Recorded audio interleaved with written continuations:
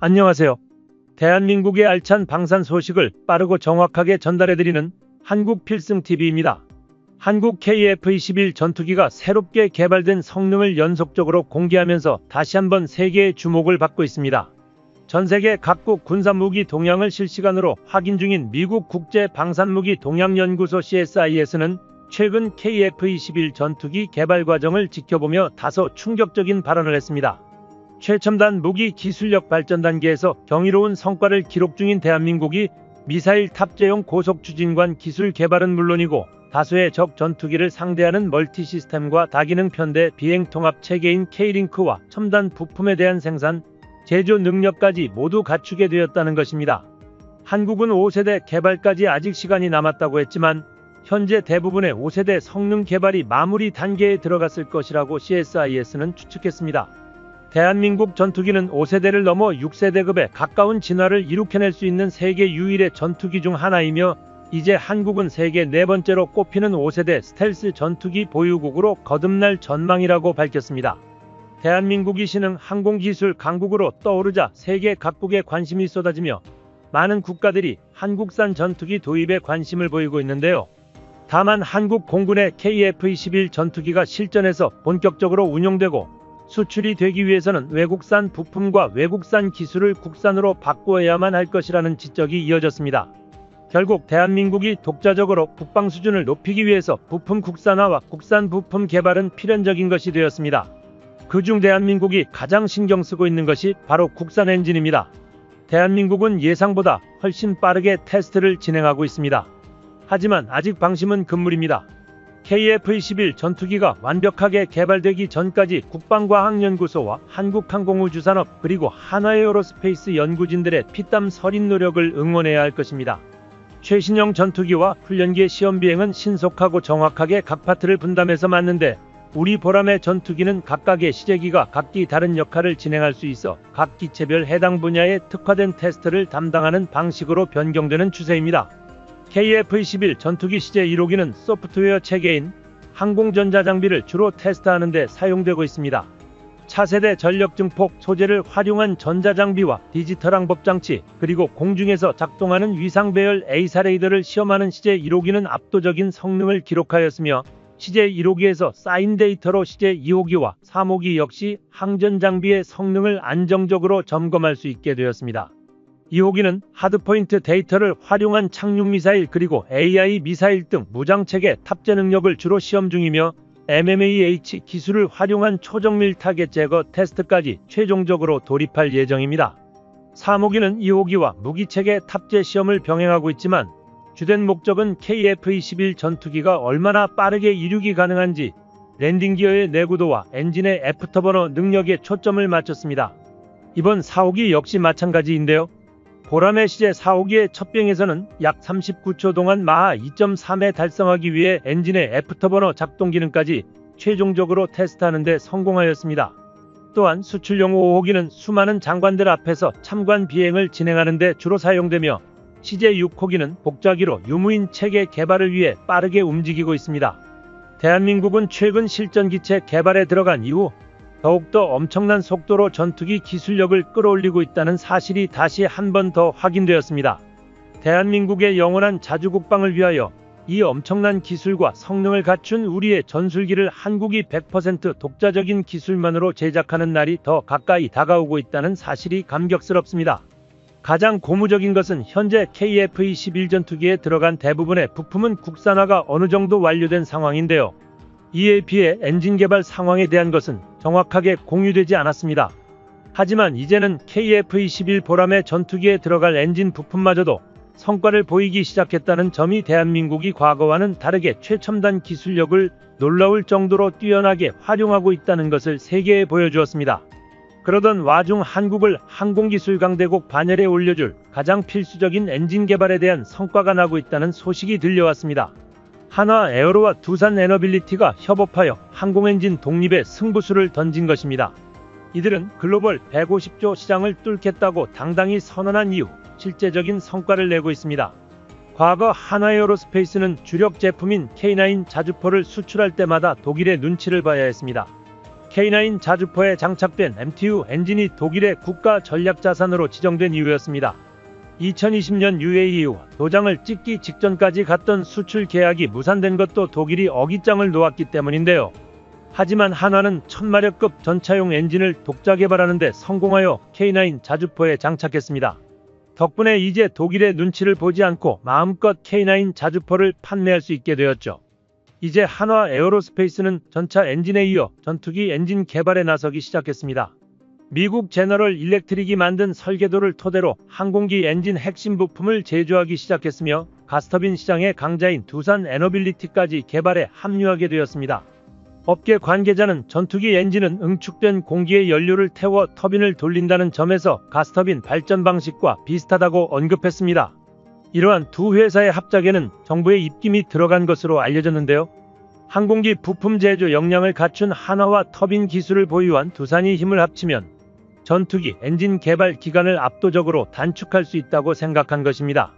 기존 KF-21 보람의 전투기에 탑재하던 미국산 F414 터보팬 엔진의 성능을 뛰어넘을 수 있는 5세대 초음속 전투기 제트 엔진 실증 비행을 시험하겠다는 언급을 공식적으로 발표해 화제를 모으고 있습니다. 이처럼 최근 KF-21 전투기가 본격적으로 국산 엔진 가동과 시연을 시작했는데요. 이번 달 국산 엔진 시험을 시작하여 다음 달에는 무인 전투기 플랫폼을 통한 국산 엔진 시험을 완전하게 확정지을 것 같습니다. 무엇보다도 대한민국의 KF-21 전투기만의 독자적인 제트 엔진을 개발하는 게 핵심 목표라고 언급했습니다. 이러한 KF-21 전투기의 엔진 국산화를 가장 경계하는 국가는 바로 중국인데요. 중국은 자국이 개발한 전투기인 FC-31을 전면에 내세워 홍보가 하고 있지만 그보다 뛰어난 성능과 세련된 외관에 한국산 제트 엔진까지 갖추고 있는 KF-21 전투기가 세계의 주목을 받을 수밖에 없죠. 현재 한국산 보람의 전투기의 엔진 개발 과정이 공개될 때마다 중국 언론의 반응은 대체적으로 믿을 수 없다는 경악의 반응입니다. 중국은 KF-21 전투기 프로젝트를 처음 시작할 때처럼 한국산 엔진을 비하하고 있습니다.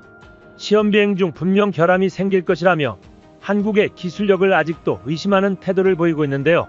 한국은 늘상 있는 중국의 조롱을 신경도 쓰지 않는 듯 엔진의 시험 비행을 시작하겠다는 발표를 했습니다. 한국이 목표로 하고 있는 KF-21 전투기의 국산 엔진 최대 출력은 약 44,000파운드로 중국의 엔진을 순식간에 초라하게 만들어버리는 놀랍도록 강력한 추력을 자랑합니다. 특히 KF-21 전투기 블록2가 고도의 열탐지 레이더 기술에 노출되지 않기 위한 다양한 스텔스 기술이 고안되고 있으며 그중 하나의 방법으로 엔진 배기 노즐부에는 한국형 스텔스 엔진 기술을 적용한다고 밝혔죠. 한국형 스텔스 기술로 인해 엔진 온도 하락과 저피탐 성능을 획기적으로 끌어올릴 수 있으며 일반적 원형 노즐에 비해 일정 간격으로 여러 개 돌출된 형상을 가진 스텔스 형상을 전격 채용하였습니다. KF-21 전투기의 제트 엔진 지상시험은 향후 2년간 반복시험을 목표로 하고 있는데요. 고도와 비행거리, 이륙 중량 등을 점차 늘려가는 방식으로 안정성을 가장 우선으로 두고 진행될 예정입니다. 4만 파운드급 추력은 프랑스의 라팔 전투기 엔진과 유럽연합의 유로파이터 타이푼보다도 훨씬 강하다고 볼 수 있는데 이러한 놀라운 성능의 제트 엔진을 한국은 다가오는 2030년까지 개발해내는 것을 목표로 하고 있습니다. 현재 한국은 세계 4순위의 가스터빈 엔진 기술 보유국이며 이러한 가스터빈 엔진 기술력을 토대로 삼아 KF-21 전투기의 5세대 스텔스 전투기 버전인 블록2와 블록3가 개발되는 2030년 초반까지 램제트 엔진을 모두 국산화시켜 우리의 보람의 전투기에 장착할 셈입니다. 사실 미국과 유럽 등 전투기 선진국들도 신형 전투기 개발 착수 후 전력화까지 15년 이상이 걸리는데 대한민국의 개발 계획은 10년 안팎으로 현재 성공가도를 달리고 있는 개발 상황이 일정에 맞춰 완벽히 성공할 경우 선진국들보다 짧은 기간에 개발을 성공하는 것입니다. 하루하루 피말리며 일정을 맞춰온 기술진은 향후 개발될 6세대 전투기 기반 기술까지 개발하고 있어서 놀라움을 더하고 있습니다. 수많은 신기술 개발에 힘을 쏟고 있으며 스텔스부터 국산 엔진까지 한국산 전투기를 위해 매일 고군분투하고 있습니다. 엔진 역량뿐만 아니라 스텔스 역량 향상에도 엄청난 노력을 갈아넣고 있습니다. 한반도 주변국들의 치열한 견제와 방위 속에서 한국의 보람의 전투기는 완벽에 가까운 전략적 승리를 거두기 위해 초장거리 사거리를 갖춘 미사일 무기체계를 갖춰야 하며 쌍발 엔진의 강력한 출력 아래 배기 덕트를 포함한 스텔스 능력까지 발전시키고 있습니다. 반면 대한민국은 불과 20년 만에 자랑스러운 KF-21 전투기 초음속 비행을 해냈고 세계적으로 괄목할 만한 전투기 성과를 선보인 지 얼마 되지 않는 시점에서 스텔스 형태의 항공기 설계는 물론이고 설계된 항공기 레이더 반사 면적 RCS를 대폭 감소시킬 수 있는 정레이더 차단, 메타물질 시뮬레이션 능력까지 동시에 갖추는 것에 성공했기 때문에 주변국의 시기 질투는 당연하게 생각되기도 합니다. 스텔스 형상 설계가 완료된 이후 우리 국방과학연구원은 KF-21 컴팩트 레인지 시설까지 구축하여 레이더 반사가 가능한 시스템을 개발하는 데 성공해냈습니다. 대한민국은 다양한 5세대 수준의 항공 소프트웨어 체계인 K-링크 시스템은 물론이고 스텔스 소재와 기술력을 갖추었기에 추가적인 발전이 가능하다는 것이 위안입니다. 또한 한국은 빠르게 레이더 기술력도 높여나가고 있습니다.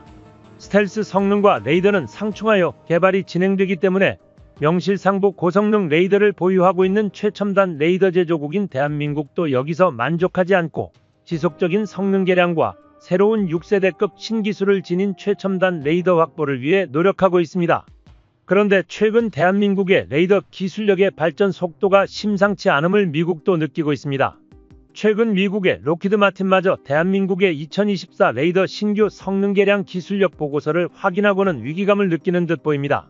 미국의 국제전략문제연구소 CSIS 관계자이자 세계 군사 전문가로 활동하고 있는 마이클 후퍼는 한국의 레이더 기술 동향에 대해 극찬했습니다. 특히 후퍼는 중국산 전투기와 한국산 전투기를 비교하여 한국산 전투기 성능 수준 능력을 분석했습니다.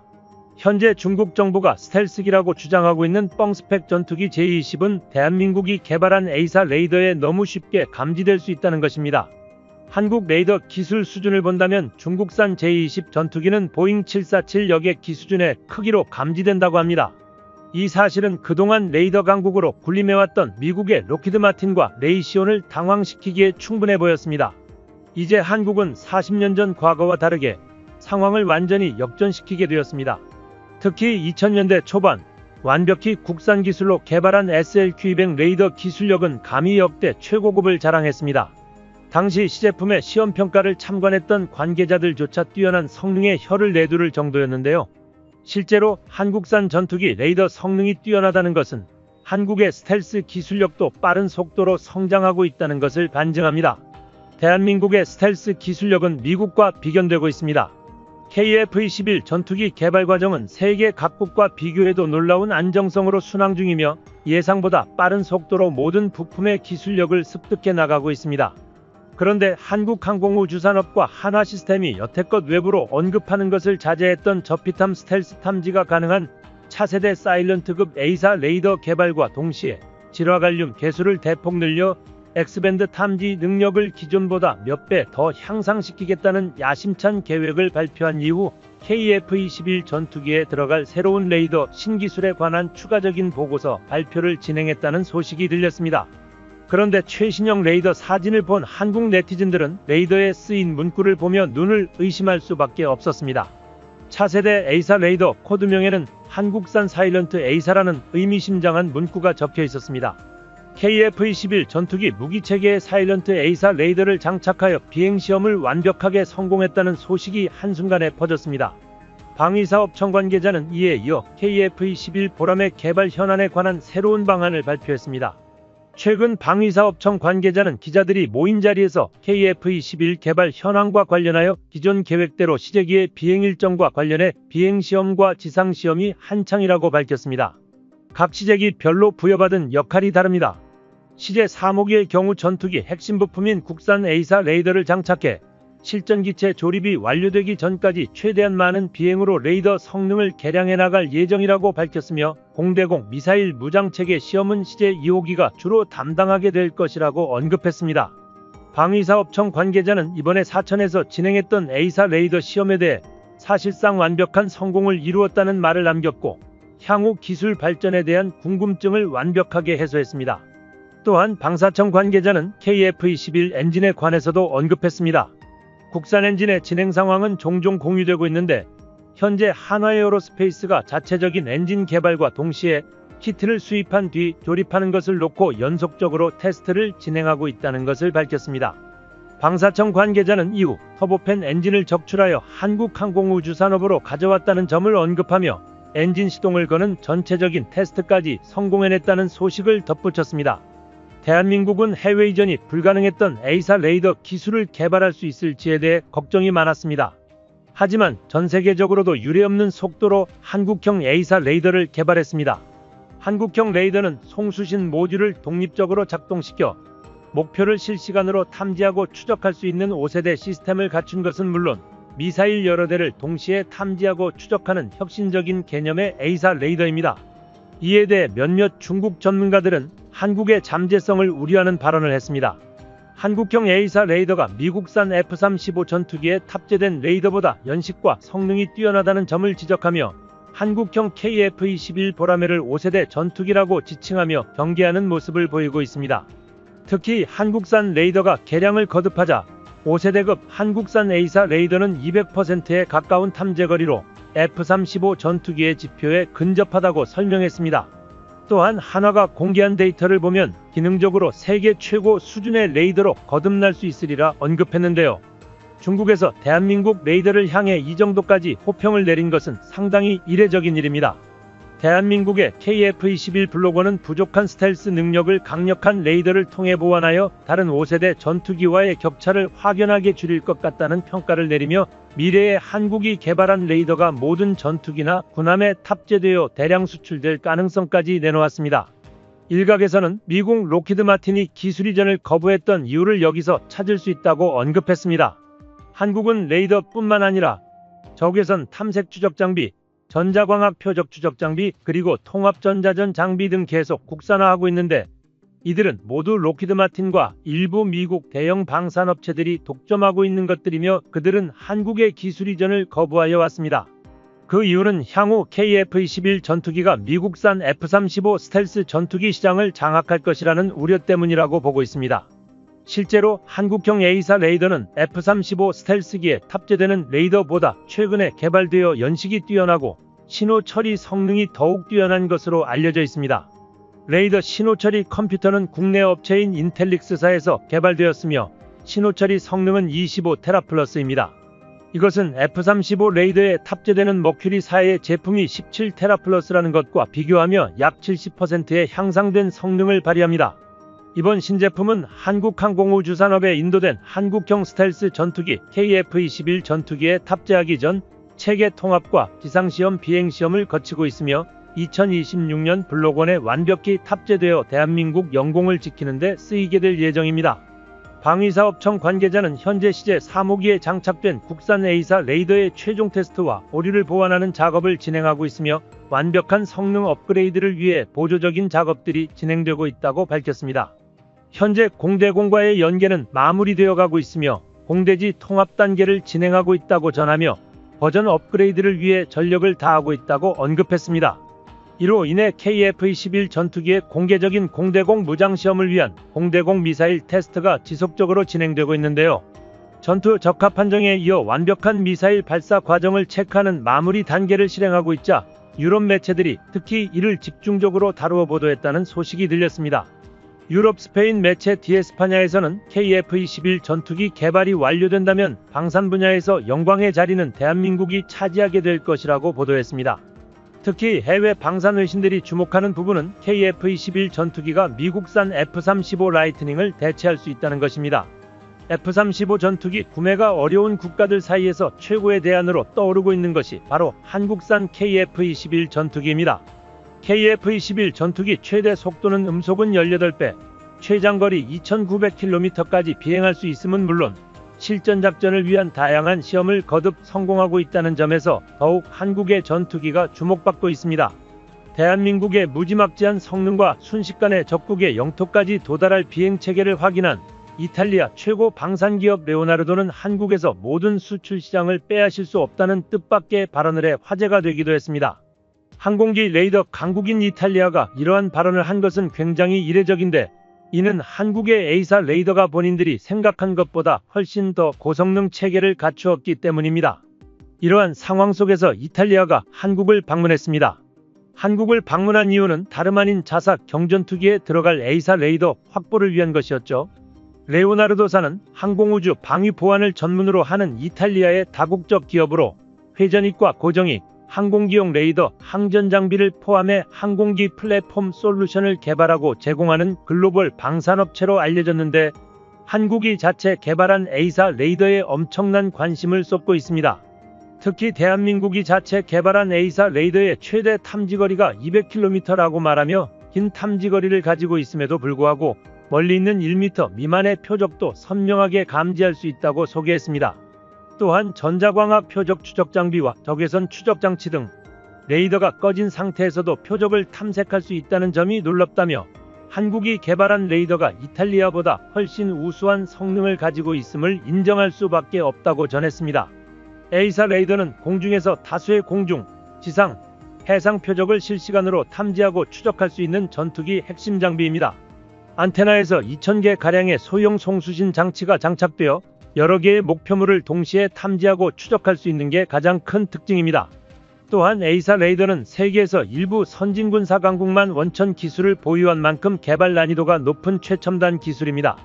그런데 대한민국이 국내 기술로 독자 개발하여 세계에서 7번째로 A사 레이더 개발국 반열에 올라 전 세계를 충격에 빠뜨렸습니다.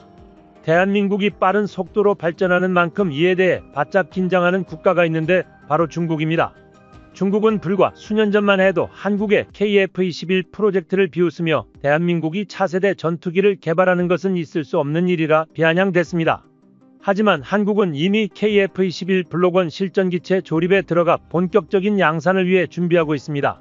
중국 환구15는 이제 대한민국 KF-21 전투기의 시험비행과 동시에 작전 반경과 탑재된 미사일 등 한국 공군의 전투기 운용체계에 대해 중국이 재빠르게 대처하지 않는다면 중국을 향한 한국 공군의 군사력 증강 위험이 끝도 없이 커질 것이라고 우려를 표했습니다. 특히 최근 진행되었던 비행은 이륙과 착륙 시 완벽하게 안전했다는 점과 함께 일전에 우천 비행, 야간 비행까지 데이터를 집약하여 확실한 안전성을 가지고 있다고 밝혔습니다. 대한민국은 이제 중국군이 절대로 만만하게 볼 수 없으며 언제든 중국을 위협할 수 있는 존재로 부상하고 있습니다. 이에 환구15는 이제 대한민국이 진화하는 현대 전쟁에 발맞춰 최신 공격 드론을 앞세운 차세대 전투기 무인 드론 편대 비행이라는 새로운 전략을 구상 중이라고 전달하며 중국은 이에 맞서 KF-21 전투기와 드론까지 탐지해서 파괴할 수 있는 무기체계를 개발해야 한다고 주장했습니다. 홍콩 모닝포스트에서는 차세대 군사기술을 이용했을 때 중국군이 한국을 침공하기 위해서는 막대한 대가를 치러야 한다고 결론을 내렸는데요. 결국 이러한 분석이 쏟아지자 중국은 대한민국의 성장에 긴장하며 한국이 무기를 개발하는 것에 대해 말도 안 되는 비난까지 가하고 있습니다. 만약 중국이 한국과 전쟁을 벌이고 한국 공군의 KF-21 전투기가 이륙할 경우 수십 대의 보람의 전투기가 한반도에서 이륙해 약 1000km 떨어진 산둥반도에서 작전을 펼치는 것이 가능하며 최첨단 성능을 자랑하는 A사 레이더를 활용해 모든 전투기와 목표물들을 파괴하는 초정밀 폭격을 감행한 후 복귀하는 길에 공중급유를 받는 시나리오까지 더해진다면 안정적으로 작전을 완수할 수 있습니다. 대한민국 KF-21 전투기의 전략적 윤곽까지 잡혀나가자 중국은 더욱 초조해지고 있습니다. 중국은 대한민국보다 먼저 5세대 전투기를 개발하고 배치했지만 한국의 레이더가 중국산 전투기를 정확하게 탐지할 수 있는 상황이 되었습니다. 여기에 한국이 갖추어 나가는 어마어마한 공대공 미사일 능력은 충분히 중국을 긴장시킬 수 있으며 한국이 오롯이 당당해질 수 있는 발판이 되었습니다. 많은 군사 전문가들은 한국의 스텔스 성능에 따라 한국은 중국과의 국지전에서 제공권 장악 여부가 결정될 것이라며 이는 승부의 중요한 요인이 될 수 있다는 발언을 했습니다. 대한민국은 더 이상 몇십 년 전 한국전쟁의 황폐 속에서 굶주리던 나라가 아닙니다. 이제는 문화 강대국을 넘어 군사 강대국으로 발전하고 있으며 우리의 기술 발전이 자주 국방을 이뤄낼 것입니다. 한국필승TV 시청해주셔서 감사합니다. 좋아요, 구독, 알림 설정 해두시면 언제나 신속하고 정확한 국방 소식 전달해 드리겠습니다. 구독자 여러분 좋은 하루 보내세요.